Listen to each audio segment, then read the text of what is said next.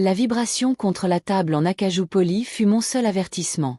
J'expliquais la différence entre le stuc vénitien et une finition mat standard à un client dont le contrat dépassait le salaire de mon mari en 3 ans, quand une seconde vibration se fit entendre, un bourdonnement long et insistant.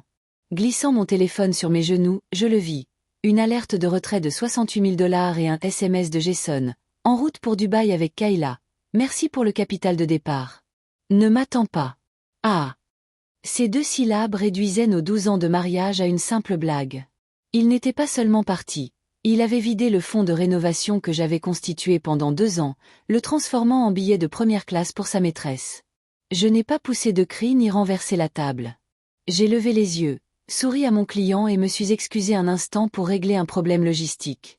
Dans les toilettes, face à mon reflet, pas de larmes, pas de panique, juste une lucidité terrifiante.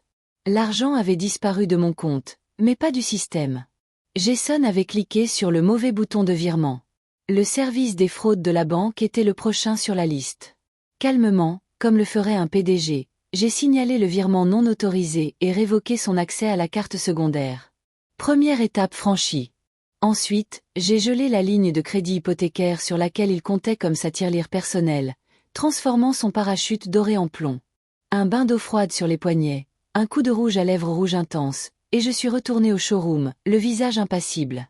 Mon client a suggéré des rideaux de velours bleu nuit, et j'ai accepté, le contraste entre le calme du showroom et le chaos qui se déroulait dans la vie de Jason étant délicieux. Il ne s'en rendrait compte qu'au moment de payer son premier verre. J'avais 6 mois d'avance sur lui, en train de mettre en place le projet sorti, un système opaque qui détournait mes gains de son emprise. Les 68 000 $ qu'il a volés étaient un appât. En les acceptant, il a signé ses propres aveux. 7 heures plus tard, il a appelé, bloqué à l'aéroport de Dubaï, toutes ses cartes refusées, paniqué et suppliant.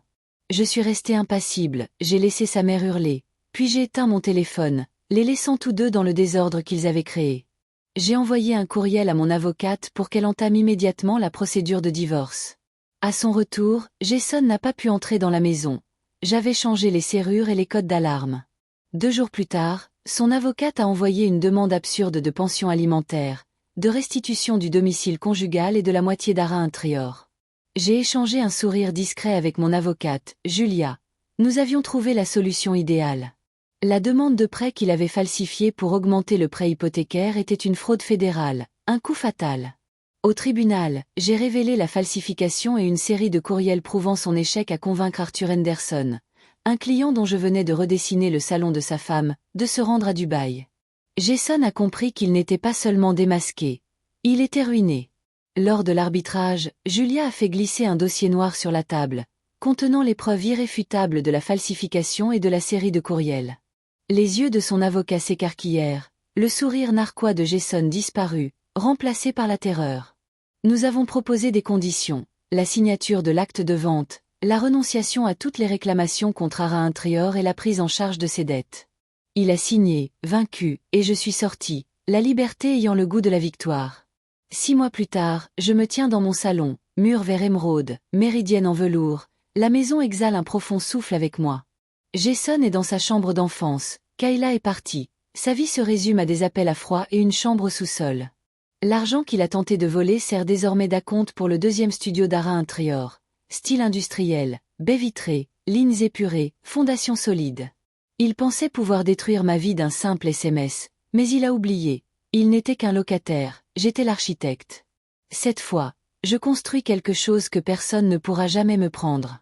Si vous appréciez nos vidéos, abonnez-vous à notre chaîne et restez à l'écoute pour plus de contenu de qualité.